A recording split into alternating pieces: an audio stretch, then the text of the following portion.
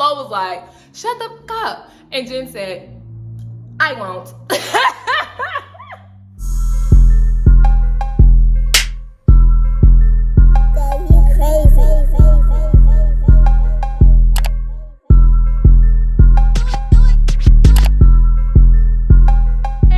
Welcome back to my YouTube channel, #Moviebae. I am Moviebae, and in this video, I'm going to be doing a recap review over BGC All Star Battle Season 1, Episode 3 and 4. But before I get too into it though, I would like for you to drop down and hit the subscribe button.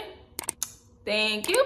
Because here on Moviebae, I do reviews, reactions, and commentary to movies and television. And if that's the type of content that you like, you might as well stick around and hit the subscribe button. If you find yourself enjoying my commentary along the way, don't be afraid to give me a thumbs up and or drop a comment down below. It really helps your girl out with the algorithm, push my channel, and push this particular type of content, okay? Because this is a throwback review, so not many people are searching for it.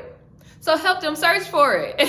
With all that being said, let's go ahead and get into episode 3. So episode 3 starts off with the Who Voted for Natalie drama. Julie narrows it down to Amber and is informing her teammates on her new theory. And the pink team confronts Amber on it. Now Amber is lying her ass off, okay? And knowing that she is the one that actually did vote for Natalie to intentionally start up drama on her own team to throw their balance and their chemistry off so they can start losing.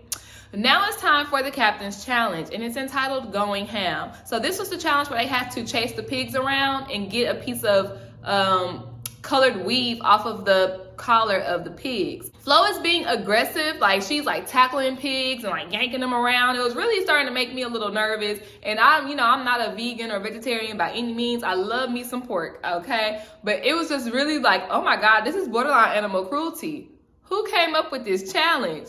But she ultimately wins the captain's challenge for the pink team. Now, in the midst of this challenge, Amber finds a strategy that the pigs that have the thicker collar are the pigs that have the weave attached to them. So she tries to share this information with her alliance member, Natalie, for the purple team, but Amber's not a really good whisperer, okay? Natalie can't understand what she's saying, and then Danny picks up what Amber is saying. Now, instead of Danny keeping it a secret and using this information for her benefit, she decides that she's gonna be petty ass Danny and tell everyone, oh, hey, purple team, Amber just told Natalie that go for the pigs with the thick collar on it, because that's the one that has the weave.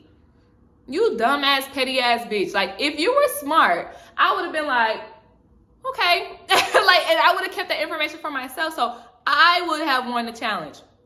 But she gave that to her teammates, and then Jenn ultimately was the one to win the captain's challenge for the purple team. Now it's time for some plotting and scheming, and that was why I decided to name my thumbnail what I named my thumbnail. Because in these 2 episodes, this was the first time I really saw the girls talking strategy, okay? It wasn't all just, oh, I don't like her, get her out the house. It's more so like, okay, who do we need to get out that's better for our game, okay? So with the plotting and scheming for this episode, or for this part of the episode, Amber tells Natalie that she was the person that voted for Natalie to go home. And of course, Natalie is surprised by it, but she doesn't take it to heart.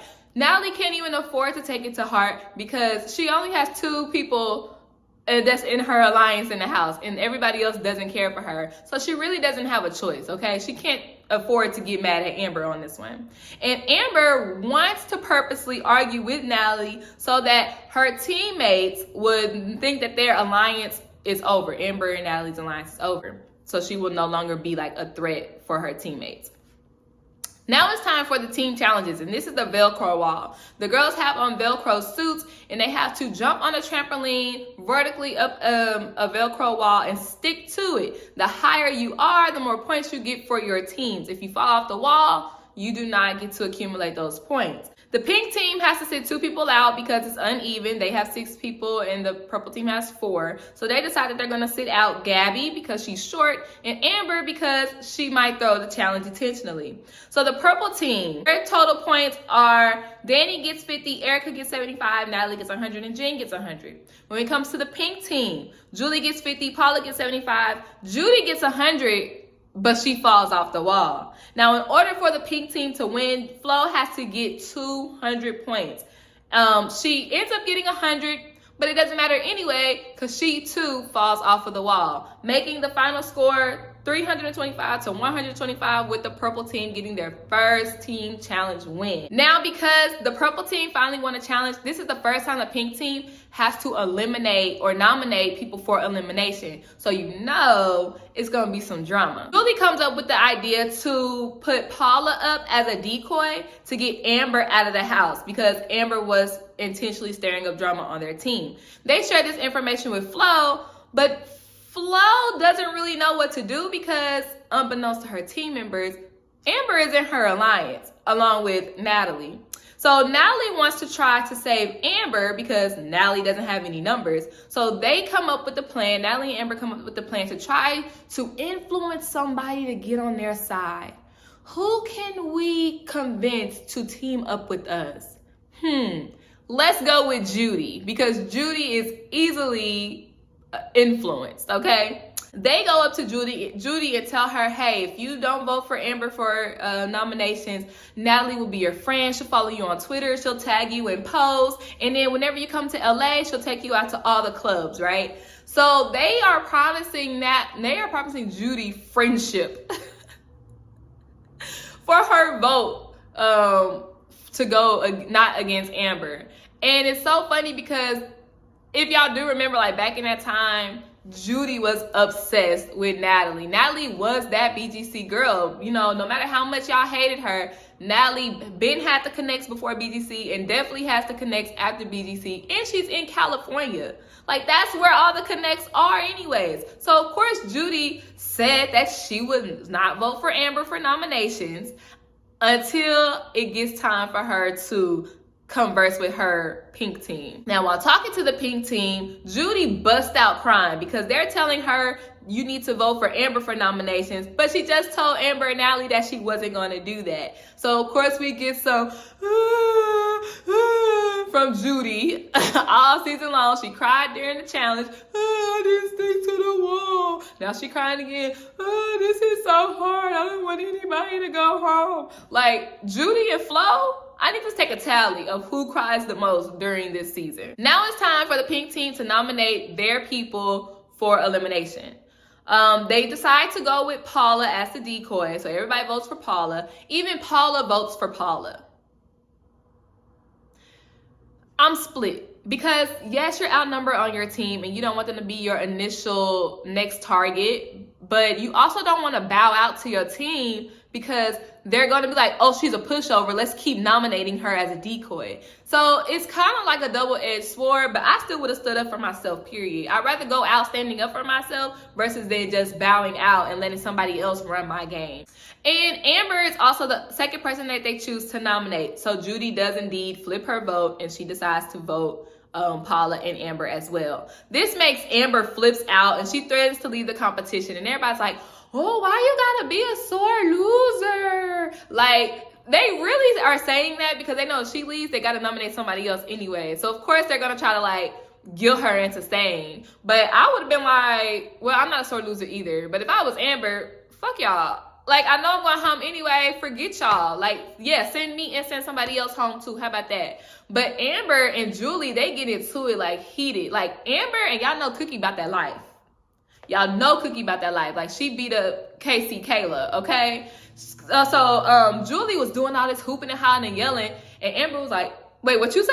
And she started walking over toward Julie. And I was like, ooh, let the white girls fight.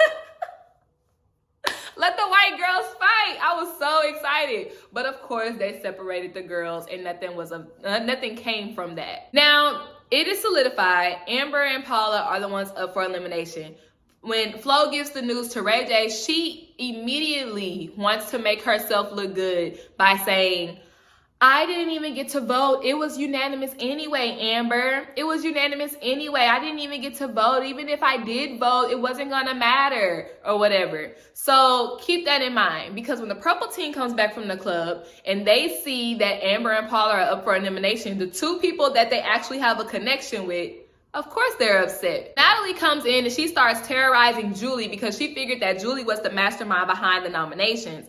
And she starts throwing things at Julie and things like that. But this was weird.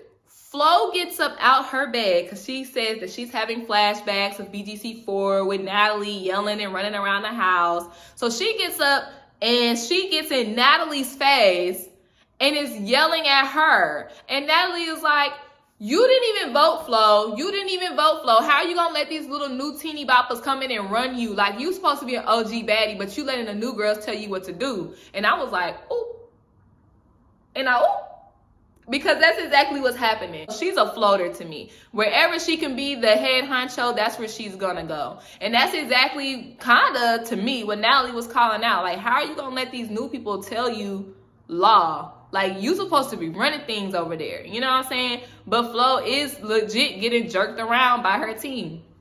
Could be strategy, but Natalie called her out on it. And of course, this made Flo mad, and she ends up pulling Natalie's hair. If I could find a clip on YouTube, I'm gonna insert it. But she ends up pulling Natalie's hair, and I thought she would get eliminated for that, but I guess because no punches were thrown, everything's all good. It's the next day, and it's pre-eliminations. So Amber is trying to go around and save her ass. So she pulls Danny because she feels like Danny is someone who really is strategic and who really wants to play the game. So she lays it out for Danny. She says, if I go home, Gabby and Julie will be the next target. And she says that she wants to get Paula out to break up Paula and Jenn's alliance because those are two strong players.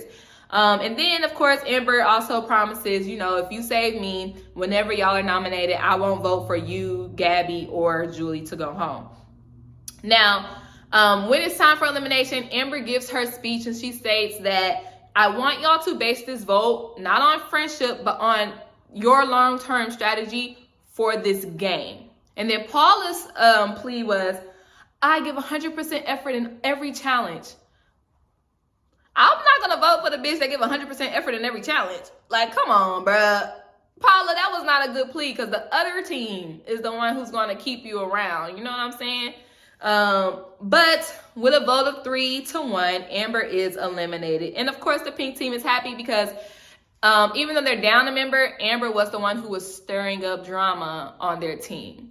That concludes episode 3. Don't forget to drop a comment down below. What were your thoughts on this episode? If y'all didn't know, it's on Tubi. So, like, as I'm dropping these reviews, go watch them and then come watch the review so y'all could, you know, leave some up-to-date commentary on the episodes. Give me a thumbs up if you enjoyed my commentary so far and stick around for episode 4. Now it's time for episode 4, and the girls wake up and they immediately talk strategy. So Natalie is now down an alliance member, and she knows that she literally has to win every captain's challenge from here on out to get immunity, or she's gonna be the first one on the elimination block and the first one going home. Now Danny is saying that Paula is still in the house is dangerous. The fact that Paula is still in the house is dangerous because the purple team is going to save her every time. She's cool with Jenn. She's cool with Erica. And depending on who's going up, she's cool with Natalie too. So, of course, the twins are like, we got to get the next captain's challenge so we can make some game plays. Now it's time for the captain's challenge. And this is the one where they have to hold on to the baggage the longest, okay? Now, Erica is sick, so she decides that she's going to... Oh, my God. It must be contagious, bitch, because I just... Erica is sick, and she decides she's going to sit out for the captain's challenge so she can save her strength for the team challenge. And Natalie is sick of her excuses. She's like, this bitch is always complaining. And then they play like a replay of, oh, my knee. Oh, it's too hot. Oh, I don't want to do this. Oh, I don't want to do that. Erica literally has complained about something every single challenge. Every show has like a hanging challenge, a suspended in the air type challenge. And the people who have the smallest body frame usually win those challenges. Like all the big muscly men, they all fall. And that leads us into this challenge. Flo is the first one to fall because Flo and Julie are Flo, Julie, and Erica, but Erica's not participating. They're the biggest girls in the competition. Now, the last two people who are remaining on the pink team is Gabby and Judy, and on the purple team is Jenn and Natalie. So Natalie ultimately ends up falling, and Jenn wins purple team captain. However, with the pink team, it's Judy and Gabby. And Judy says she feels confident she could do this all day. Meanwhile, Gabby is trying to talk Judy into dropping. Not really. She just really tells her, Judy, drop. Judy, drop. Fall. Fall, Judy, fall. And then eventually, Judy falls, making Gabby the pink team captain. Now, after the challenge, Flo is kind of like pouting, and she's like, of course Jenn won because she's used to hanging on poles and things like that. Now, this is going to be a comment that's used throughout the entire season, especially when they get to the reunion. I don't take it as no slight, because I don't know about y'all. Have y'all ever done a pole dancing class? I have. Shit is hard, okay? You need upper body strength. You need core strength. And that's a skill that you need to master, okay? And because that was her profession, of course she has that skill. So it's nothing to be hated on. It's nothing to like try to take a dig at her. Yeah, I was a stripper and this shit is helping me beat your ass in every competition. So after the challenge, Judy is talking with Flo, and Judy discloses how Gabby was up there telling her to drop. And then Flo is like, and you fail? On purpose? Judy was like, yeah. And Flo's like, are you dumb? These bitches aren't your friends. Like, why would you listen to them? Like, why would you do that? And of course, Judy starts kind of like thinking like, oh snap, maybe I shouldn't have failed. And Flo is thinking like, she's getting a little paranoid. She's like, I don't like the fact that Julie and Gabby and probably Danny are plotting, and she gets paranoid thinking that they're strategically plotting against her. Now it's time for the team challenge, and this is the one of the more physical challenges where the girls are like bound together and they have to rip the tags off of their opponent's back. The more tags you ripped off, the more points for your team. Jenn and Flo went against each other. Jenn gets hit in the face by Flo, but she brushes it off and she just charges it to the game, and it makes her work harder. Eventually, Jenn wins the challenge. It wasn't by a lot. I think Flo had maybe like 2 more pins to get, but it doesn't matter. Jenn won. And this leads to Flo complaining. Oh, I was hit in the face and my glasses came off and my shoe fell off. And Jenn is just like, you lost. Like, stop complaining. You lost. You hit me in the face too. Like, ain't nobody complaining about it though. And so this leads to them getting into a heated argument. And it was so funny because Flo was just complaining and like talking shit. And Jenn is just like, but you're a loser. You lost. Boo. She said, you failed first yesterday and you lost again today. You just suck. And Flo was so mad. Jenn was me in this instance. That's exactly how I argue. Like, it don't matter what you say. You can call me ugly. You can say this. You can say that. You can call me a stripper. You can do whatever. But you lost. But you took that L against me twice. Like, come on, bro. Like, you trash at the end of the day. So they didn't fight, of course, but it was a very heated moment. So the purple team wins again with an end total of 35-24. So now, of course, it's time to plot and scheme because the pink team has to nominate 2 people. So Flo confides in Natalie and tried to get Judy on their side to vote to keep Flo over Julie and Gabby. Flo takes that information to Judy and tries to convince Judy that Julie is the real manipulator, so she is the one that you need to like vote against and get out the house. And it's so funny because this is like a serious conversation. Flo's basically like trying to plead to save her life in the game, and Judy asks, I'm sorry, is my track showing? I know that's ghetto, but is it showing? I love Judy, bro. I love Judy. She is so like, bitch, what? And then we have Paula and Jenn, and they're talking about getting rid of Flo or Judy. But Paula says Flo is better for our team, so I'm going to vote to get Judy out. Now it's time for the nominations. And Flo votes Judy and Julie for throwing the captain's challenge. To me, understandably. However, how are you going to ask Judy to save you if you just voted for Judy? That doesn't make sense. So everyone else votes for Paula and Flo. And Paula flips out. She's like, I'm tired of y'all trying to use me for a decoy when I really feel like y'all really just trying to get me out the house. Now, when the purple team comes back from the club, of course, they are upset. And Natalie is taking this up personally because she's like, I feel like everyone's trying to get out my alliance members. Now, Flo offers herself up to the purple team because at this point, she doesn't have a leg to stand on. The odds aren't looking good because Jenn is the team captain. So if it's a tie, Paul is going to get saved anyways. And Flo is the stronger competitor out of Paula and Flo, so you do want to eliminate the other team's strongest player. So the odds for Flo staying around aren't looking good. And before they said who is eliminated, the episode cuts off. So next week, like this is new, on episode 5, the teams are now over, and this is the moment that we've all been waiting for. It's time to get down to the nitty gritty, okay? I was thinking, I'm like, damn, it's episode 5 and it's already no more teams, but then I just remembered Rocky and Shannon went home, so that kind of cut out 2 weeks of their production time. Thank y'all so much for tuning into my YouTube channel. Be sure y'all give me a thumbs up if you enjoy my commentary. Leave a comment down below. Do y'all remember any of these golden moments? Who do you think is gonna go home? Because I think I remember who's going home. So like some of this is like fresh to me and some of the things I remember, but the order in which people went home, I don't really remember. So who do you think is going to go home, Paula or Flo? Don't forget to comment and share this video. I will see y'all next time. Bye.